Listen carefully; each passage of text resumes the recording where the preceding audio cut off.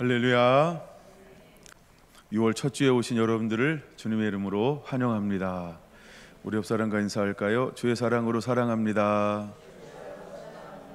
사랑합니다. 축복합니다. 예, 말씀을 함께 보겠습니다. 로마서 11장 7절, 8절 1절에서부터 계속 이어지는 겁니다. 근데 제가 7절, 8절만 읽는 것입니다. 그런즉 어떠하냐? 이스라엘이 구하는 그것을 얻지 못하고 오직 택하심을 입은 자가 얻었고 그 남은 자들은 우둔하여 졌느니라. 기록된 바 하나님이 오늘까지 그들에게 혼미한 심령과 보지 못할 눈과 듣지 못할 귀를 주셨다 함과 같으니라. 또 다윗이 이르시되 아멘. 네. 이 구절 또 다윗이 이르되를 일부러 읽었습니다. 이어지는 것이기 때문에 오늘 말씀은 그 이어지는 말씀을 나누려고 합니다. 자, 오늘은 빛이 어둠의 빛이다 38번째 시간이고요. 소제목으로는 하나님의 희망 남은 자 두 번째 시간입니다. 하나님은 여전히 이스라엘을 사랑하십니다. 하나님은 여전히 우리를 사랑하십니다. 이스라엘이 버림받았다 할 때에도 하나님은 사랑하십니다. 우리에게 어떤 변화가 없는 것처럼 보여도 하나님은 우리를 사랑하십니다. 이스라엘이 어떤 환경 가운데 있어도 하나님은 이스라엘은 하나님의 눈동자입니다. 오늘 교회 안에 있는 하나님의 자녀들이 어떤 형편과 상황에 있든지 우리는 빛의 자녀입니다. 하나님의 유일한 소망들입니다. 하나님은 하나님의 자녀들을 통하여 반드시 일하십니다. 그리고 하나님은 하나님의 자녀들을 통하여서 하나님의 나라, 하나님의 뜻을 이루실 것입니다. 하나님은 일하시는데 누구를 통하여 일할까? 하나님을 마음에 모시고 인간과 고조로 고백하며 하나님을 향하여서 배고픔과 굶주림을 가지고 가난한 심령을 가지고 주님을 찾는 사람, 그 사람들을 통하여 하나님은 일하실 것입니다.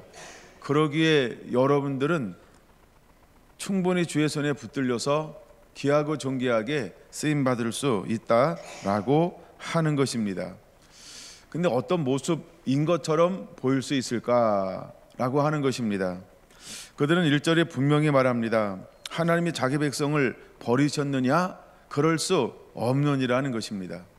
그들은 버림받았다라고 생각합니다. 그들은 하나님이 우리를 사랑하지 않는다라고 생각합니다. 근데 하나님은 그럴 수 없다는 것입니다. 그 예를 들어서 사도 바울 자기 자신의 이야기를 먼저 토설하고 있는 것을 볼 수 있습니다. 나는 핍박자였고 나는 박해자였고 나는 포행자였다.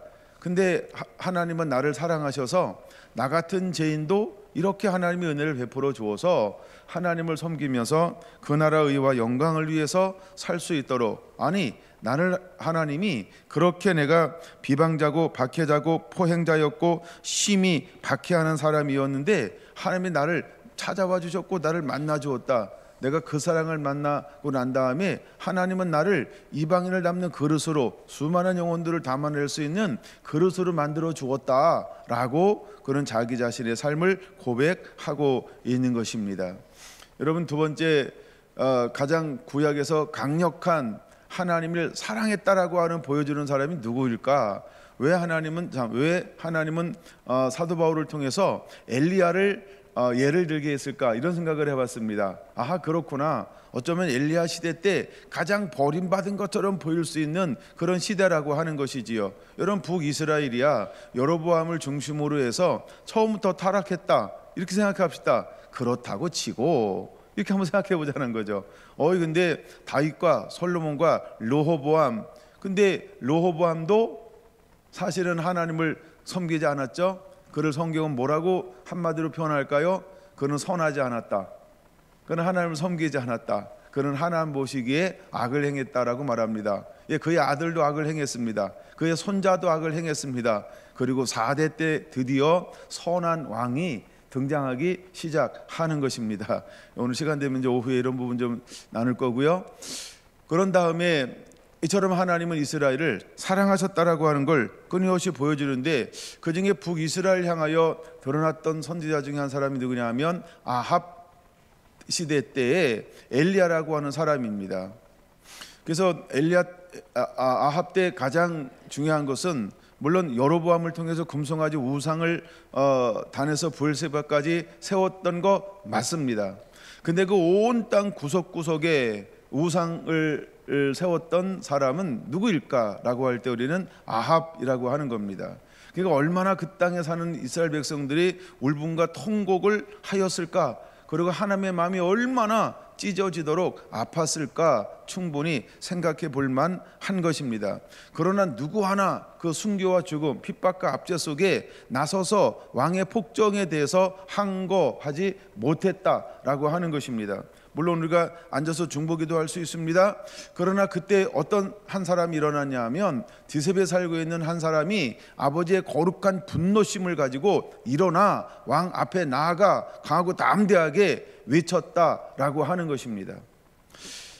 그래서 하나님은 정말 이 민족을 사랑하신다라고 하는 것을 누구를 통하여 보여주고 있나요? 우리가 공개적으로 때로는 외칠 때 하나님은 그를 통하여 하나님이 그들을 사랑하는 것을 보여주고 있다는 겁니다. 사랑하는 방법을 어떻게 보여주고 있나요? 내 말이 있기 전까지는 비가 오지 않을 것이다 라고 하는 그 말을 하나님이 책임져 주셨다라고 하는 것입니다. 물론 엘리야가 선포했다고 비가 오지 않는 건 아니죠. 근데 하나님이 그것을 받아 주었기 때문에 비가 오지 않기 시작했다는 겁니다.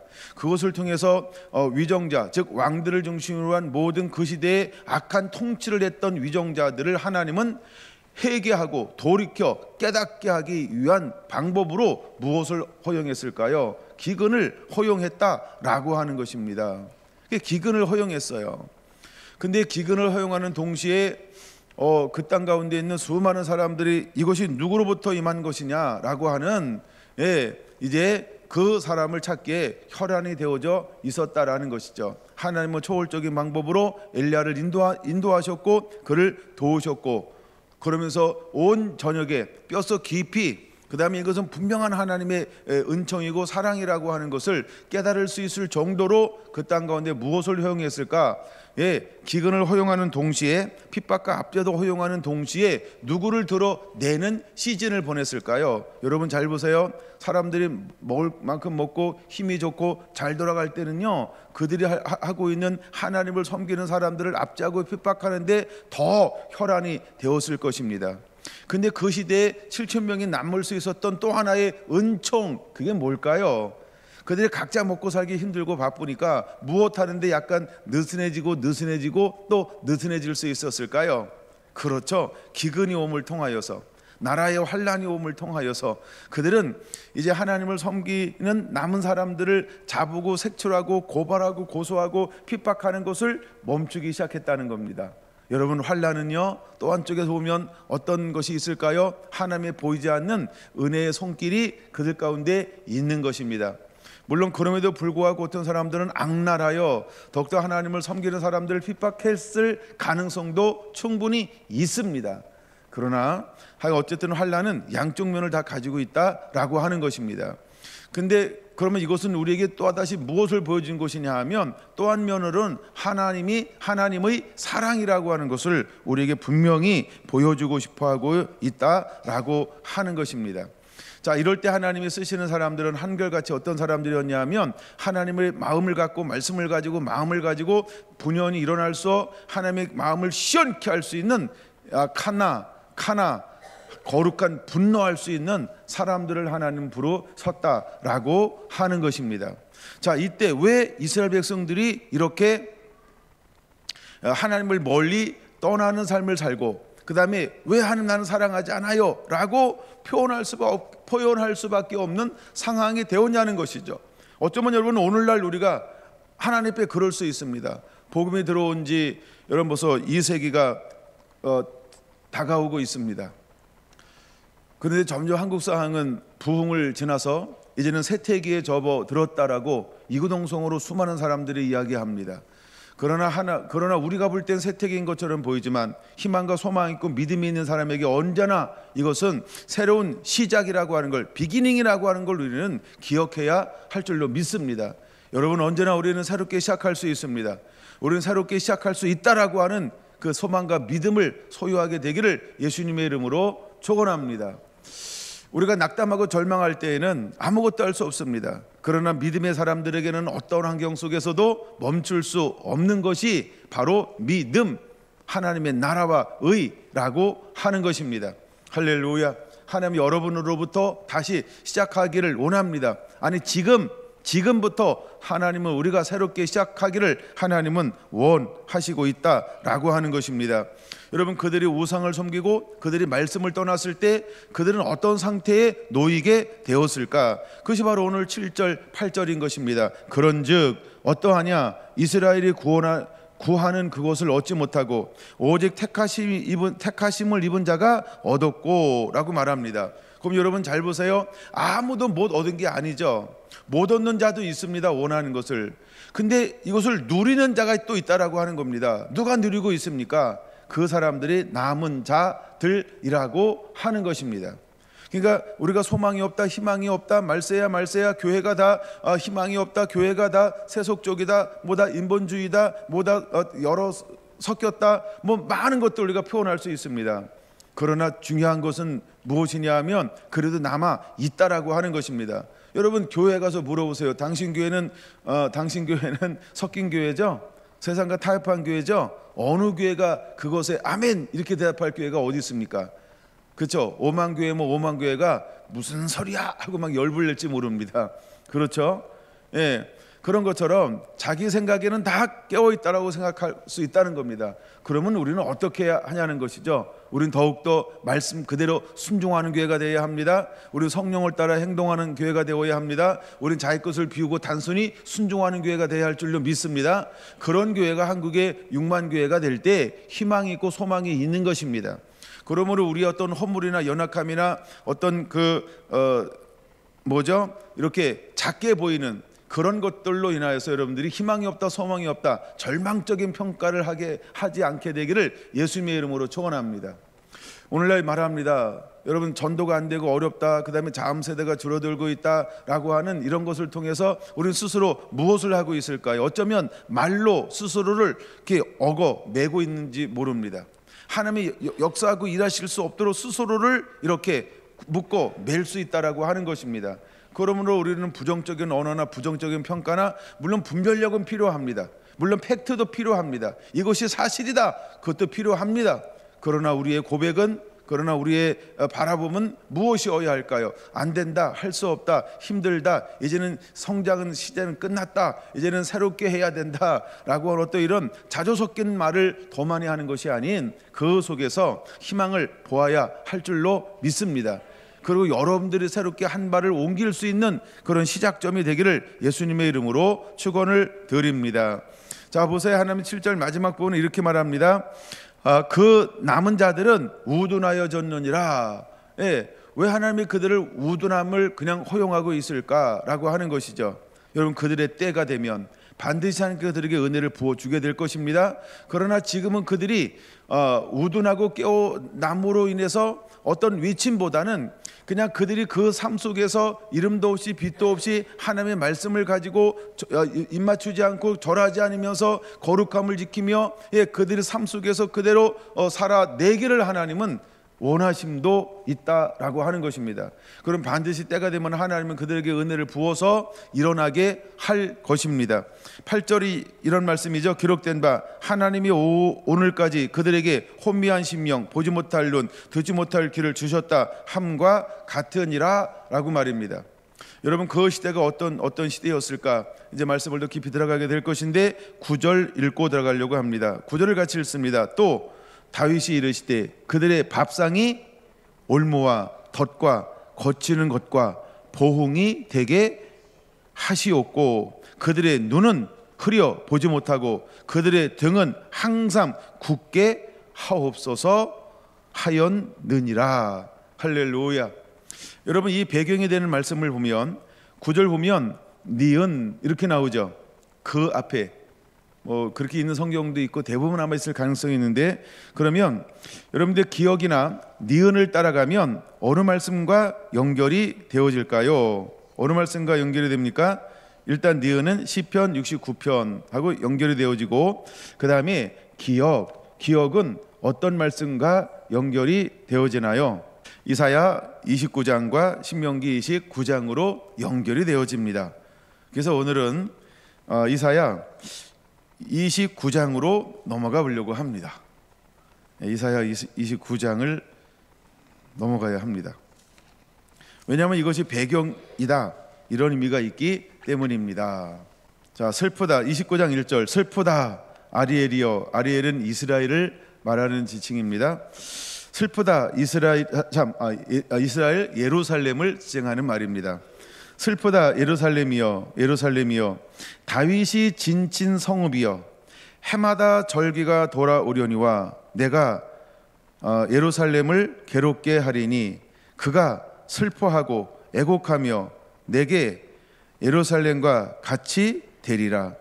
내가 너를 사면으로 둘러 진을 치며 너를 애워 대를 쌓아 너를 치리니 내가 낮아져서 땅에서 말하며 내 말소리가 나직히 티끌에서 날 것이라. 내 목소리가 신접한 자의 목소리 같이 땅에서 나며 내 말소리가 티끌에서 짓걸이리라. 그럴지라도 라고 말하고 있습니다.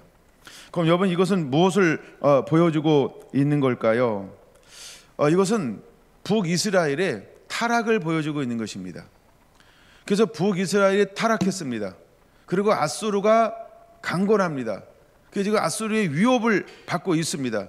그리고 주변 나라들의 위협을 받고 있습니다. 이 상황을 묘사하고 있는 것입니다. 이럴 때 이스라엘은 어떤 상태에 있을까?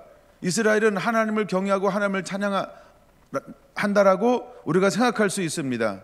그러나 좀 더 구체적으로 분별해 보면 꼭 그렇지만은 않다는 것을 우리는 충분히 볼 수 있다는 것입니다.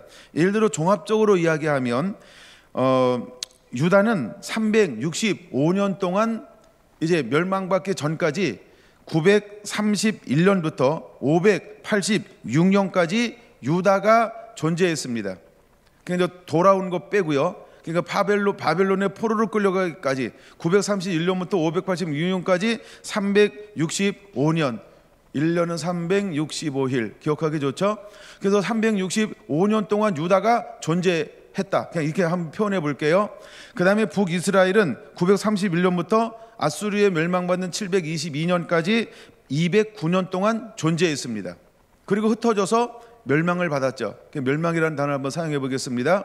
근데 이제 북이스라엘 빼고 남유다가 365년 동안 어떤 통치를 했냐라고 하는 것이죠. 20명의 왕이 있었습니다. 그 중에 263년은 선한 왕이 통치했습니다. 그리고 놀랍게도 102년 동안은 악한 왕이 통치를 했다는 것입니다. 거의 한 4분의 1, 그냥 3분의 1 정도, 그러니까 이 정도로 우리가 나눌 수 있겠죠. 그러면 악한 왕이 몇 명이었을까요? 20명 중에 선한 왕이 많을까요? 악한 왕이 많을까요? 뉘앙스를 잘 아시네요. 악한 왕이 더 많다는 거예요. 선한 왕은 20명 중에 8명이에요. 그럼 악한 왕은 몇 명이었을까요? 12명이나 된다는 거예요. 그럼에도 불구하고 그 악한 왕, 선한 왕 8명 중에 종교를 개혁한 왕은 몇 명일까요? 5명이라 하는 거예요. 이 종교를 개혁한 5명 때문에 유다에게 희망이 있다라고 하는 것입니다. 그건 여러분, 유다라고 하는 나라, 이스라엘이라고 하는 나라, 북이스라엘 말하는 거고요. 이 비교를 해볼 때 그런 하나님의 희망은 어디에 있다라고 하는 걸까요? 남은 자에게 있다는 거예요. 누군가 왕에 대해서 누군가 일어나서 그 시대의 종교적인 개혁을 했기 때문에 하나님은 그 나라에게 희망과 소망을 안겨주고 있다. 이것을 결론적으로 우리가 볼 수 있다는 것입니다. 여러분, 이때 하나님께서 세우신 사람 중 한 사람이 누구냐 하면 이제 하나님의 기름 부음 받은 사람은 세 종류의 사람에게 기름 부은다라고 우리는 알고 있습니다. 첫째는 왕, 둘째는 제사장. 그리고 왕정 시대에 하나님이 세운 사람이 누구일까요? 바로 세 번째 기름 부어 세우는 사람이 선지자들이라는 것입니다. 그래서 선지자들은 언제 일어나냐 하면 왕정 시대 때 선지자들이 일어나기 시작합니다. 왜 그럴까요? 이제 선지자들을 세워서 그에게 하나님의 영을 부어서 그들에게 하나님의 기름을 부어서 그 시대를 향한 하나님의 음성, 하나님의 말씀을 외치고 선포하게 했던 것입니다. 그럼에도 불구하고 12명의 왕은 하나님의 말씀을 온전히 순종하지 않았습니다. 다시 말해서 그들은 어떤 길을 걸어갔을까요? 그들은 다윗의 길을 걷지 아니하고 그들은 죄악의 길을 걸어갔다는 것입니다. 여러분, 북이스라엘의 20명의 19명의 왕의 공통점은 무엇이냐면 여로보암 같이 뭘 했다라고 하는 겁니까? 여호와 보시기에 악을 행하였다라고 하는 것입니다. 그들은 우상을 숭배했다라고 하는 것입니다. 그들은 말씀을 순종하지 않았다라고 하는 것입니다. 근데 8명 왕은 어떻게 평가하고 있을까? 유다의 선한 왕 8명은 어떻게 평가하고 있을까? 그는 다윗과 같이 여호와 보시기에 정직히 행하였더라라고 하는 것입니다. 여러분, 이 시대의 소망과 희망은 어디에서 우리가 얻을 수 있어야 할까요? 우리는 다윗처럼 하나님 보시기에 정직히 행하는 자가 되어야 한다는 겁니다. 정직히라고 하는 말이 무슨 의미일까요? 여러분, 여러 가지 표현할 수 있지만 그냥 기억하기 좋게 한 단어로만 제가 한번 표현해 보려고 합니다. 다윗이 여호와 보시기에 정직히 행하였더라. 이건 뭘까요? 하나님의 뜻대로, 하나님의 말씀대로 순종하며 살았더라라고 하는 것입니다. 이것이 다윗의 삶이었습니다. 그러면 8명은 어떤 삶을 살았다라고 말하는 것일까요? 그렇죠, 여호와의 말씀대로 순종하였더라고 하는 것입니다. 오늘 이 시대의 남은 자들은 어떤 사람일까요? 여호와의 말씀대로 순종하는 자, 이 사람이 남은 자라고 하는 것입니다. 여러분, 이 사람들에게 하나님의 희망이 있는 거예요. 하나님의 희망과 소망을 누구에게 둘까요? 다른 것 아닙니다. 하나님의 말씀 그대로 반응하는 사람이요. 마지막 때 때를 따라 일용할 양식을 나눠줄 자가 누구냐라고 할 때 이 사람의 특징을 두 가지로 성경은 말하고 있다. 이미 살펴보았죠? 첫째, 지혜로운 사람. 둘째, 충성, 신실한 자라고 하는 겁니다. 여러분, 신실하다라고 하는 말은 무슨 말이라고요? 여호와께 복종하는 자라고 하는 것입니다. 통합적 통찰력을 가지고 모든 것을 통합적으로 다 분석하고 난 다음에 하나님이 주시는 새로운 지혜, 새로운 은혜를 가지고 온전히 순종해낼 수 있는 사람, 하나님은 그에게 이 시대의 양식을, 모든 소유를 맡기겠다라고 선포하고 있다는 겁니다. 그럼 이 사람들은 어떤 길을 걸어가는 사람일까요? 다윗이 걸어가는 길처럼 여호와 말씀을 가지고 그대로 순종하여 낼 수 있는 사람이라는 것입니다. 여러분에게 이런 은혜가 임하게 되기를 원합니다. 여러분, 이런 사람들이 이 시대에 하나님이 쓰시는 남은 자라고 하는 것입니다. 왜 하나님이 북이스라엘은 209년 동안 유지가 되게 만들었어요. 나라를. 우리가 나라라고 한번 봅시다. 그 다음에 유다라고 하는 나라는 하나님께서 365년 동안 유지가 되게 만들었습니다. 그럼 북이스라엘에 비해서 남유다는 136년을 더 유지하게 했던 것입니다. 왜 136년을 더 유지하게 했을까? 그 안에는 무엇이 있을까요? 8명의, 물론 20명이지만 8명의 어떤 사람들이 있었다라고 하는 걸까요? 하나님 말씀대로 그대로 순종하면서 그 시대의 사람을 하나님의 말씀으로 뒤집어 놓은 사람, 하나님의 말씀으로 기갈한 사람, 하나님의 말씀으로 기경한 사람, 하나님의 말씀을 회복하기 위하여 힘쓰고 애쓰며 하나님의 철저한 도움을 청하였던 사람들이라고 하는 겁니다. 여러분, 남은 자가 그렇게 멋지다, 아니면 굉장히 이렇게 재주가 있다, 능력이 있다, 그런 개념이 아니라는 거죠. 이 사람들의 공통점은 뭘까요? 하나님 보시기에 정직했더라는 겁니다. 즉, 하나님의 말씀을 가지고 순종하는 삶을 살았다는 겁니다. 의의 싸움을 싸웠어요. 선한 싸움을 싸웠다라고 하는 겁니다. 지난 시간에 잠깐 설명했던 것처럼 여러분, 이 종교개혁자들의 삶의 이면을 찾아보면 100% 하나님을 온전히 섬겼다라 이런 거 없어요. 개혁을 했는데 어떤 개혁을 했을까요? 부분적 개혁을 했다는 거예요. 완전히 모든 우상의 잔재를 없었다, 그러지 않았다는 거예요. 근데 하나님은 이 사람들을 뭐라고 여긴다고요? 정직히 행하였더라. 다윗의 길을 걸었더라. 이 사람들은 말씀을 순종했더라. 여러분, 우리가 어떤 삶을 살아내도 하나님은 우리를 기뻐할까요? 이 악하고 이 더럽고 이 추악스럽고 이 하나님을 떠나고 패역한 이 시대에 하나님은 우리가 어떻게 살아내기를 원할까요? 여러분, 누군가가 거짓말처럼 말하는 거죠. 그 완벽하지 않잖아, 왜 이게 개혁이야, 이럴 수 있어요. 그건 당신 생각이고, 하나님 보시기에 뭐라고요? 8명의 왕은요 부분적 개혁을 했음에도 불구하고 뭐라고 여긴다고요? 하나님이요, 야, 넌 개혁자야 라고 말입니다. 그럼 우리는 최소한 어떤 노력이라도 해야 할까요? 변화의 노력이요, 회복의 노력이요. 이걸 저는 지난번에 나눴던 회개라고 보는 것입니다. 그래서 우리에게는 절대적으로 빛이 어둠에 비치기 위해서 하나님이 어떤 사람을 찾을까? 생명을 주고 생명을 나누어 주고 생명을 살려낼 사람들은 어떤 사람이냐는 것이죠. 여러분, 개혁자라는 겁니다. 이 사람들은 부분적이라도 회개를 외치는 사람들이라고 하는 것입니다. 그들에게 졸였던 모든 영역을 다하여서 한 시대에 개혁을 외치는 사람, 회개를 외치고 그다음에 자기가 할 수 있는 영적, 환경적, 그다음에 조건적 권한과 능력을 가지고 최대한 하나님을 기쁘시게 섬겨내는 사람. 물론 이 사람들도 다 부분적 타협했다라고 하는 것입니다. 여러분이 타협할 수 있어요. 미숙할 수 있어요. 온전히 성숙하지 않을 수 있어요. 그래도 괜찮습니다. 여러분, 회개하려고, 회개시키려고, 환경을 바꾸려고, 자녀를 바꾸고 아내를 바꾸고 남편을 바꾸고 그다음에 어떤 가문을 바꾸려고, 또한 여러분들이 모이는 그 어떤 곳을 바꾸려고 여러분들이 시도하는 것 자체를 하나님이 얼마나 기뻐하고 기뻐할까? 하나님은 이 사람들을 통하여 일하게 될 거라는 것입니다. 우리가 구약을 너무 어깨 볼 필요가 없습니다. 구약은 결국 이 역사를 기록한 것입니다.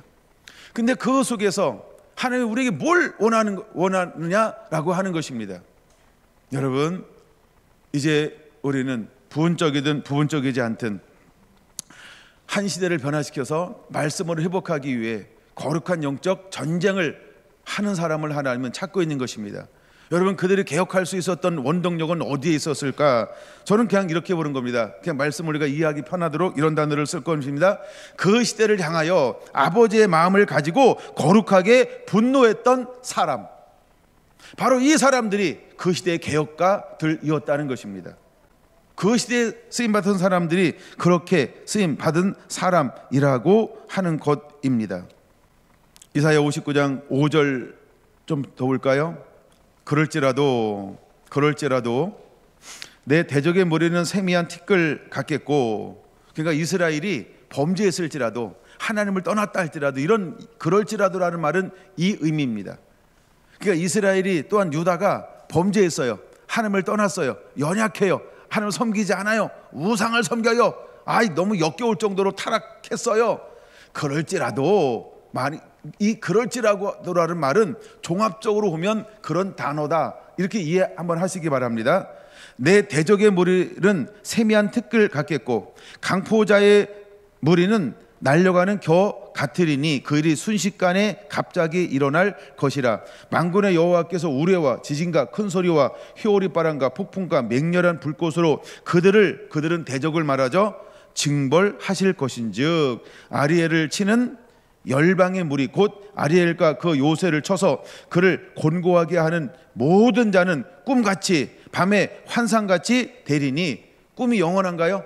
환상이 영원한가요? 순식간이죠. 순식간 했다가 사라진다, 이런 의미예요. 여기서는 꿈과 환상은. 그러니까 대적들은 순식간에 일어나서 순식간에 사라지게 될 것이다 라는 그런 말입니다. 줄인 자가 꿈에 먹을지라도 깨면 그 속은 여전히 비고, 목마른 자가 꿈에 마셨을지라도 깨면 곧 비며, 그 속에 갈증이 있는 것 같이 시온산을 치는 열방의 무리도 곧 비고 허전하고 갈증을 느끼게 될 것이다, 이런 말입니다. 그건 누굴 말하는 거예요? 이스라엘이 범죄했어요. 이스라엘이 범죄하니까 끊임없이 하나님께서 사방에 있는 이방 민족들을 통해서 이스라엘을 깨우치기 위해서 흔들었다는 겁니다. 이게 전쟁을 말하는 거, 지배를 말하는 거, 빼앗김을 말하는 거예요. 근데 나중에 아수르에서 완전히 멸망받은 거, 이런 걸 말하는 거예요. 그 다음에 그 세력을 몰아서 아수르가 또한 옆에 있는 아말렉인가요? 이제 그 유다를 치려고 계속해서 공격하고 있는 상황적인 것을 설명하고 있는 겁니다. 그럴지라도 하나님 어떻게 하겠다는 거예요? 그들을 멸할 것이다 라고 하나님이 말하고 있는 것입니다. 그럼 왜 하나님이 이렇게 표현하고 있을까요? 이걸 우리에게 보여주고 있는 것이죠. 하나님이 허락하지 않으면 예루살렘을 칠 수가 없다, 이거를 보여주는 거예요. 그러니까 하나님은 이스라엘을 공격하게 만들고 예루살렘을 공격하게 만들고 그다음에 북이스라엘이 아수르에게 멸망하게 만들고, 이게 전부 뭘 보여주기 위함일까요? 하나님의 사랑, 하나님의 은혜, 그리고 깨어 있어라, 회개하라, 돌이켜라, 정신 차려라, 하나님을 찾아라, 하나님을 부르짖어라, 하나님을 가까이 하라 라고 하는 하나님의 숨은 뭐라고요? 사랑이라는 거예요. 여러분, 우리에게 여러 가지 고난과 환난과 핍박과 질병과 아픔과 또한 여러 가지 마음에 감당할 수 없는 어려움들이 만날 때, 이러면 이 현상들이 하나같이 뭘까요? 야, 너 잘됐다, 어려움 좀 당해봐, 이럴까요? 아닙니다. 깨달으라는 거예요. 하나님 찾으라는 거예요. 기도하라는 거예요. 정신 차리라는 거예요. 회개하라는 거예요. 그래서 하나님을 부르짖는 겁니다. 하나님을 첫 자리에 놓는 것입니다. 그러라고 하나님은 우리를 사랑하신다라고 하는 의미로 이것을 허용한다라고 바라보는 그런 은혜가 있게 되기를 예수님의 이름으로 축원을 드립니다. 아멘. 자, 이제 이것을 바탕으로 해서 성경을 두 군데 찾을 것인데 같은 이야기를 찾아볼 겁니다. 근데 왜 두 군데를 찾냐 하면 서로 다르기 때문에 그래요. 같은 내용인데 다르게 표현하고 있기 때문에 그 문장을 가져오기 위해서 이제 성경을 크게 두 군데를 찾을 것입니다. 하나는 열왕기 하를 찾을 거고 하나는 역대 하를 찾을 것입니다. 자, 그럼 저 순서에 의하여 한번 찾아볼 것인데요. 먼저는 열왕기 하 16장을 보겠습니다. 열왕기하 16장, 열왕기하 16장을 보겠습니다.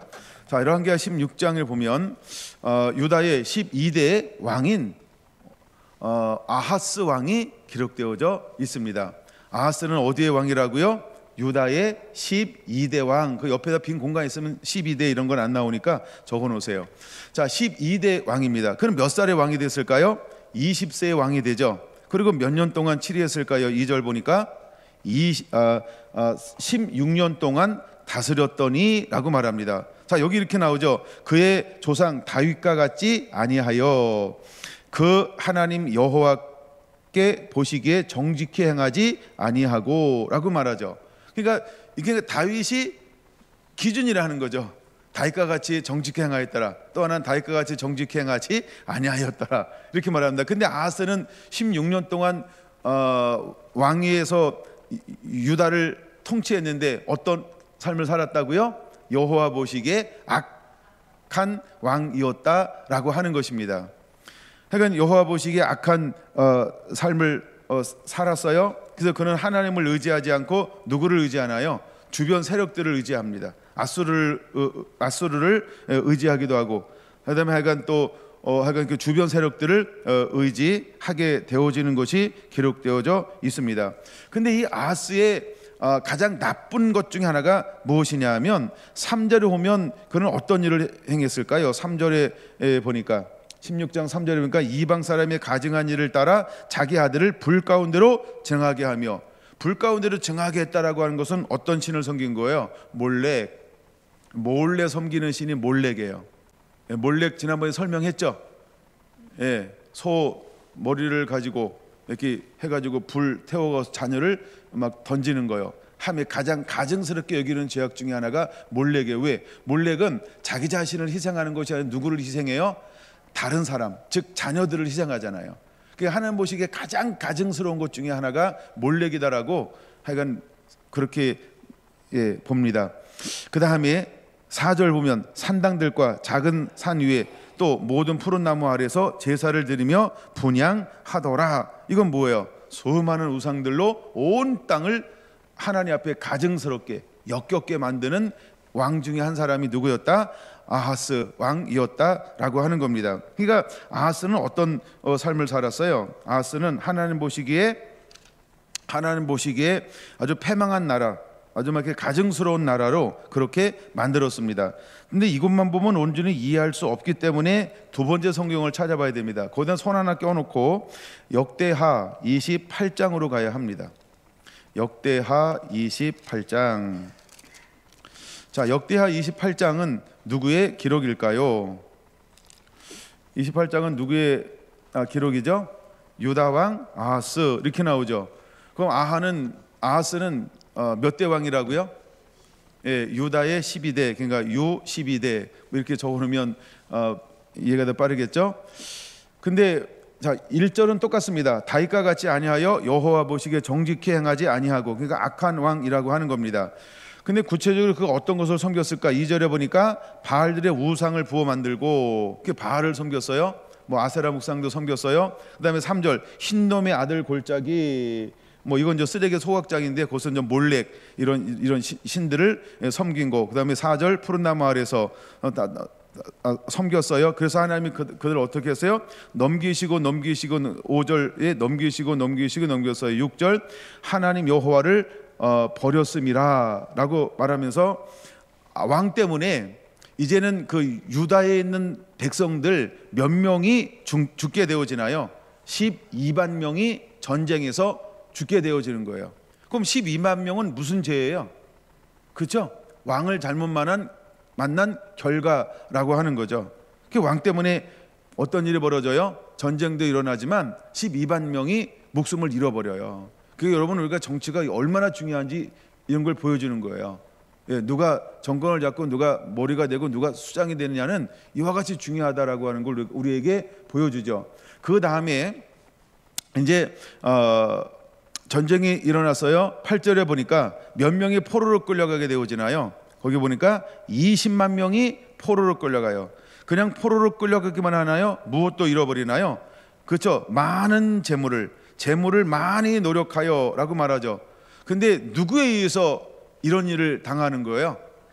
사마리아로 가져가니 라고 말합니다. 도대체 사마리아는 누구를 말하는 걸까요? 북이스라엘. 여러분 이와 같은 수탈을 같은 민족끼리 전쟁을 통해서 빼앗기고 죽임을 당하고 있다라고 하는 겁니다. 무엇 때문에 이런 일들이 일어나는 걸까요? 아하스가, 그렇죠, 유다의 왕이 하나님을 온전히 섬기지 못할 때 일어나고 있는 폭정, 어마어마한 환란이 지금 유다 가운데 임하고 있다. 이것을 우리에게 보여주고 있는 것입니다. 자, 근데 이제 놀라운 것, 이걸 바탕으로 해서 29장을 한번 바로 보시기 바랍니다.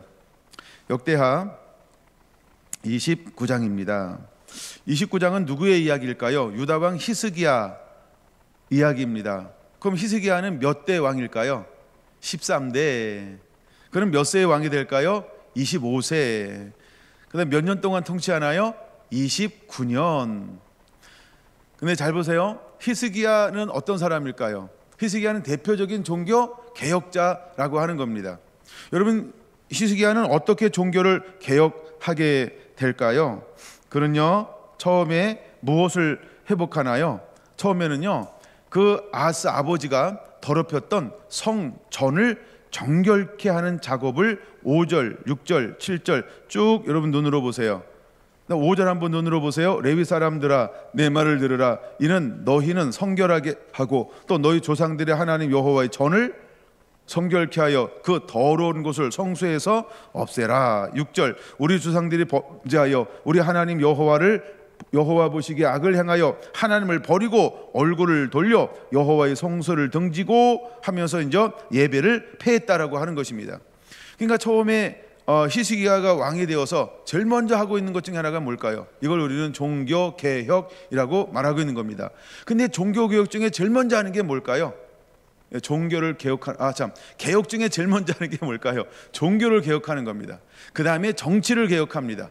그 다음에 정치를 개혁한 다음에 그 다음에 경제를 개혁합니다. 예, 순서가 이제 그렇게 되어졌죠. 처음에 종교가 개혁되어져야 하는 겁니다. 왜 그럴까요? 신성국가이기 때문에 그렇습니다. 하나님을 첫 자리에 올려놓는 것입니다. 하나님을 첫 자리에 회복되어져야 한다는 겁니다. 그럼 여러분이 회개할 때 뭐 순서가 있을 수 있지만 만약에 순서가 있다고 한다면 어쨌든 제일 먼저 회복해야 할 것은 무엇일까요? 하나님과 나 사이의 신앙과 믿음이라는 것입니다. 그게 회개의 첫 번째여야 한다는 것이죠. 두 번째, 그는 정치를 개혁했다라고 하는 겁니다. 그럼 여러분의 가정도 삶에도 만약에 회복이 일어난다 그러면 무엇이 회복되어져야 할까요? 명령 체계, 권위 체제, 권위가 회복되어져야 한다는 겁니다. 세 번째, 우리가 회개한다 그러면 무엇이 회복되어져야 할까요? 경제적 삶이 회복되어져야 합니다. 즉 씀씀이와 벌이, 이것이 회복되어져야 한다는 겁니다. 더 굵은 제목으로 말하면 경제라고 하는 건 뭘까요? 일과 씀입니다. 이 두 가지가 개혁이 일어나야 한다는, 이게 회개라고 하는 거예요. 회개했는데 돈은 물수도 탄다. 회개했는데 탱자하고 있다, 놀고 있다.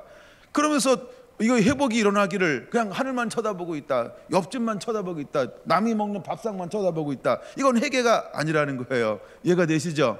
그러니까 여러분들 회개가 일어날 때 순서가 있다라고 한다면 첫 번째 무엇을 놓으라고요? 하나님과 나 사이의 믿음의 회복입니다. 두 번째는 뭐가 회복되어야 된다고요? 권위관계. 이거 크게 말하면 정치관계인데 우리에게 말하면 권위가 회복되어져야 한다는 거. 세 번째 무엇이 회복되어져야 한다고요? 경제가 회복되어져야 한다는 겁니다. 그러니까 어떤 재정을 어떻게 할 것이냐, 그러니까 우리가 수익과 지출을 어떻게 할 것인가, 이것이 회개한 사람의 놀라운 변화라고 하는 것입니다.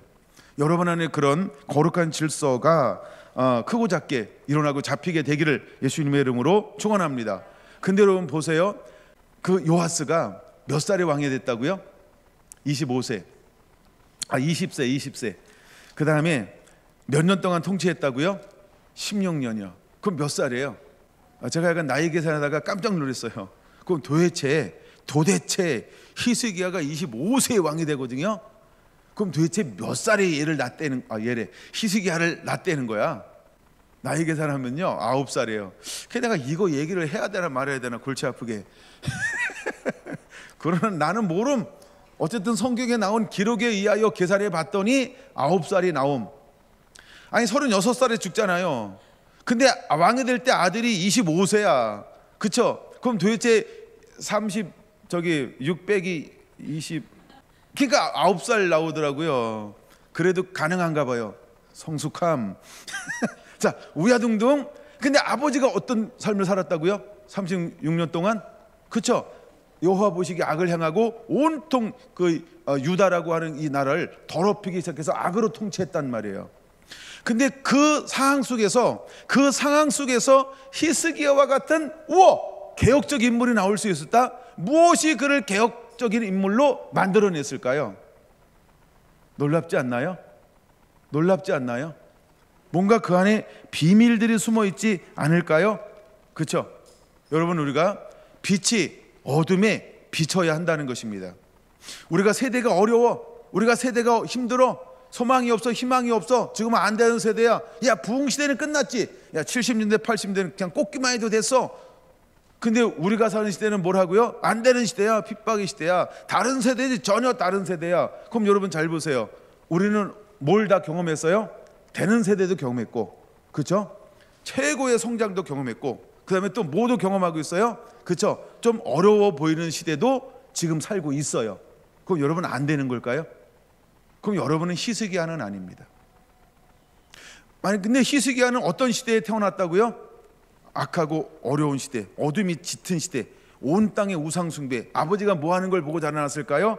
그저 타락한 삶을 사는 것, 하나님을 경외하지 않고 의지하지 않고 첫자리에 놓지 아니하고 자기가 최고인 줄 알아서 경망스럽게 산 아버지, 타락한 왕, 그 아버지를 보면서 자라났다는 거예요.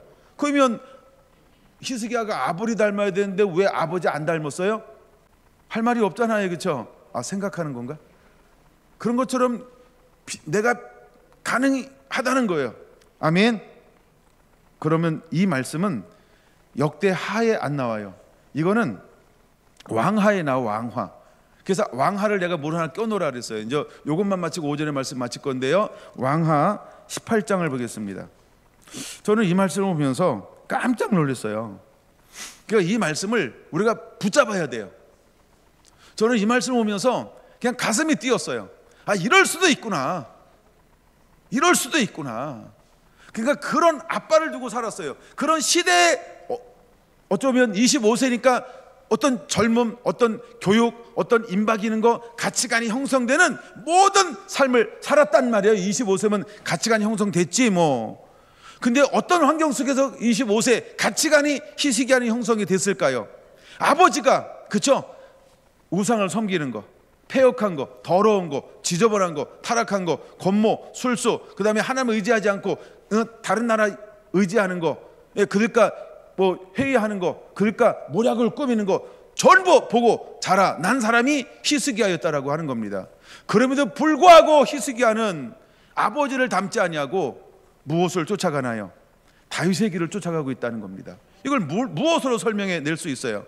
난 우리 사랑하는 자녀들이 무엇을 보고 자라나든 히스기야에게 임했던 이런 은혜가 임하게 되기를 예수님의 이름으로 축원합니다. 그래서 저는 오늘 아이들을 놓고 기도할 때 히스기야에게 임한 그 은혜와 삶을 살라고 믿음으로 선포했습니다. 다 들었죠? 오늘은 제가 더 크게 선포했어요. 다 히스기야처럼 일어나라고. 왜 그랬을까요? 그러니까 여러분은 다 할 수 있다는 겁니다. 이 시대의 모든 성도들은 다 이렇게 히스기야처럼 될 수 있다는 걸 우리에게 보여주는 겁니다. 자, 이제 말씀을 한번 볼까요? 히스기야 18장 5절부터 한번 보겠습니다. 물론 3절에 다윗의 모든 행위와 같이 여호와께서 보시기에 정직히 행한 사람이 히스기야입니다. 5절, 히스기야가 이스라엘 하나님 여호와를 의지하였는데 1입니다. 히스기야는요, 아보리처럼 악한 길을 걸어가는 것이 아니고 그럼에도 불구하고 그는 첫 자리에 뭘 놓았어요? 하나님을 놓았어요. 그는 하나님을 의지하는 삶을, 왕이 되자마자 드디어 자기 자신을 드러냅니다. 그러면 아버지가 통치하는 16년 동안은 그는 무엇을 드러내지 않았을까요? 하나님 나 의지해. 이걸 드러낼 수가 없었어. 누구 때문에? 아버지 때문에. 어떤 건 상황 때문에 못 드러내는 것이지 그 속에 아예 없는 게 아니라는 걸 우리는 알아야 돼요. 그러나 자기 때가 오고 자기 시절이 오고 하나님이 드러내야 할 그때 히스기야는 주저하지 않았다는 것입니다. 하나님은 우리에게 말씀할 겁니다. 너의 때다. 그럼 여러분, 하나님이 나의 때라는 감동을 줄 때 우리는 어떻게 해야 할까요? 내 정체성을 반드시 드러내야 합니다. 히스기야가 그랬다는 것이죠. 왕이 됐어요. 25살에. 그리고 29년 동안 통치할 겁니다. 근데 그는 첫 번째 뭘 났을까요? 그는요, 여호와를 의지하였다라는 겁니다. 그냥 그 다음에 이어지는 말이 얼마나 가슴을 뛰게 하는지 몰라요. 같이 한번 읽어볼까요? 그의 전후 유다 여러 왕 중에 그러한 자가 없었더라. 와우. 그 전, 후 그런 왕이 없었다는 거예요. 나는 성결한 성도 한 분 한 분들이 이 시대에 이런 삶의 주인공이 되기를 원합니다. 그러면 일어나는 세대에 미안한 걸까? 앞서간 선배들에게 미안한 걸까? 좀 미안 좀 했으면 좋겠어. 네? 우리 자녀들에게 좀 미안 좀 했으면 좋겠어. 어떤 삶을 살아서 전후 유다 여러 왕 중에 그러한 자가 없었던 것처럼 난 우리 지금 살아가는 우리 사랑이를 비롯해서, 이제 사랑이가 제일 막내니까 사랑이를 비롯해서 모든 우리 어른들까지 히스기야처럼 이런 삶을 살게 되기를 예수님의 이름으로 축원합니다. 여러분, 이런 주인공이 되시길 바랍니다. 이것이 여러분 오늘 품어야 할 첫 번째 기도 제목이었으면 좋겠습니다. 지금부터 주님, 나도 히스기야처럼 살겠습니다. 전무후무한 존재적 삶을 살 수 있는 은혜를 부어 주시옵소서. 여러분이 얼마 남았는지 모르겠어요. 그러나 내가 삶을 마치는 그 시간까지 정말 히스기야처럼 살았으면 좋겠어요. 여호와를 의지하면서. 아멘. 내가 뭘 보고 어떤 배경, 어떤 환경, 어떤 부모, 어떤 교회 자라났든 그게 히스기야예요. 뭐 히스기야가 좋은 게 하나라도 있었겠어요? 에이, 좋은 거 하나밖에 없었어요. 유대인. 그렇죠? 근데 그는 아빠와 달랐어요. 그 시대의 사람과 달랐어요. 그들은 선배들보다 달랐어요. 그는 수많은 왕족과 귀족과 달랐어요. 그는 수많은 나름대로 그 시대의 성공적 삶을 살고 있는 부와 권력과 명예를 쟁취한 사람들하고 달랐다는 거예요. 여러분 어떻게 사실래요? 난 우리 성결한 성도들이 서울센터를 말하는 거예요. 또 함께 예배하는 우리 공동체들을 향해서 히스기야처럼 살게 되기를 예수님의 이름으로 축원합니다. 박수 집사님 울릉도에서 할렐루야. 또 구미에서 그 삶을 사시기 바랍니다. 여러분들이 머무는 그곳에서 이 삶을 우리가 살게 되기를 원합니다. 저는 이 말씀 읽는데 얼마나 막 소원이 되는지 몰라요. 이게 막 너무 소원이 되더라고요. 그래가지고 이 말씀을 준비하다가 한참을 기도했어요. 주여, 이런 은혜를 부어주세요. 정말 이렇게 살고 싶어요. 희석이가 갑자기 사랑스러워졌어요. 그리고 막 담고 싶고 품어내고 싶고 그 향기를 갖고 싶었어요. 오늘 아침에도 이 말씀을 다시 읽다가 너무너무 이 말씀이 또 감동이 되는 거예요. 제 페이스북에 보면 2가지가 올라와 있어. 어제 밤에 올렸고 하나 오늘 아침에 하나 올렸는데 히스기야가 그렇게 오늘 사랑스러울 수가 없었어요. 얼마나 막 가슴이 뛰면 선전포고했잖아요. 오늘 히스기야를 나눕니다. 이거 정말 가슴 뛰게 했어요. 두 번째 6절입니다. 곧 그가 여호와께 연합하여 그에게서 떠나지 아니하고. 두 번째입니다. 히스기야는요 여호와와 연합할 줄 아는 사람이었다는 거예요. 연합이 뭘까요? 내 거 내려놓고 그분 걸 전부 품어내는 거예요. 그게 연합이에요. 내 게 없어요. 그분과 연합하는 거예요. 그분을 품는 거예요. 난 여러분에게 이런 은혜가 임하게 되기를 예수님의 이름으로 축원합니다. 히스기야는 여호와와 연합한 사람이라는 거예요. 세 번째입니다. 여호와께서 모세에게 명하신 계명을 지켰더라. 그는 하나님의 계명을 지킬 줄 아는 사람이었어요.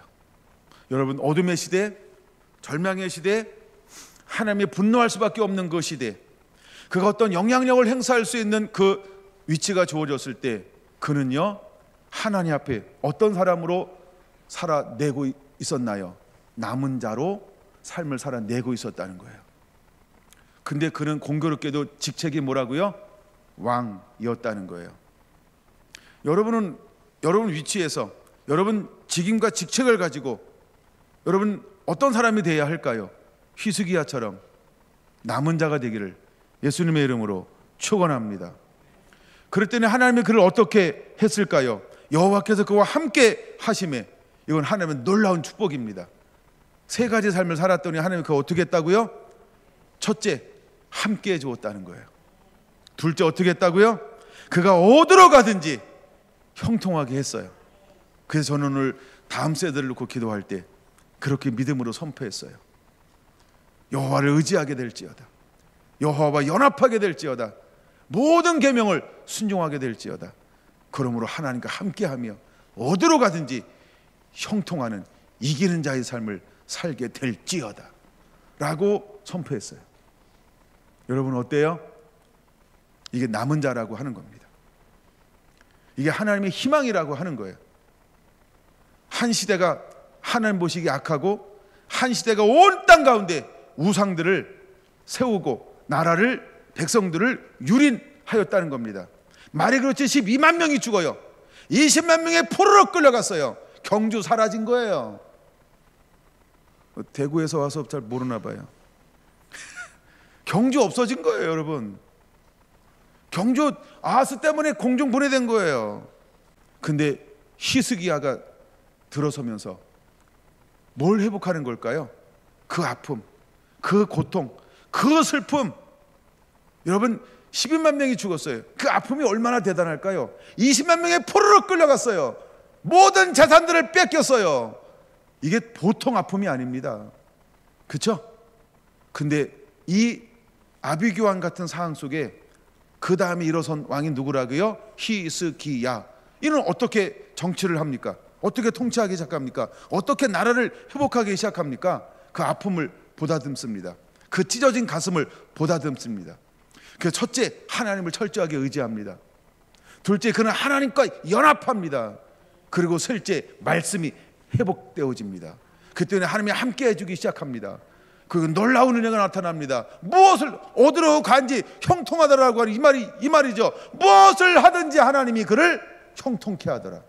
여러분, 회복이 뭘까요? 한 남은 자를 왜 하나님이 그렇게 찾을까요? 여러분은 그 주인공들이 되기를 예수님의 이름으로 축원합니다. 여러분, 히스기야는 어떤 사람이었을까? 첫째, 종교를 개혁했습니다. 둘째, 뭐라고요? 정치를 개혁했습니다. 셋째 뭐라고요? 경제를 회복했습니다. 그리고 그 다음에 아수르가 끊임없이, 이거 오후에 나눌까요? 아수르가 끊임없이 유다를 넘봅니다. 무엇을 회복했을까요? 군사력을 회복해서 모든 이 땅을 다시 회복하기 시작하는 것입니다. 여러분, 삶이 그렇게 회복되어져야 합니다. 더 이상 사탄에게, 죄악에 유린당하지 아니하도록 여러분 철저하게 순종의 사람, 말씀의 사람, 성령의 사람으로 일어나게 되기를 예수님의 이름으로 축원합니다. 아멘.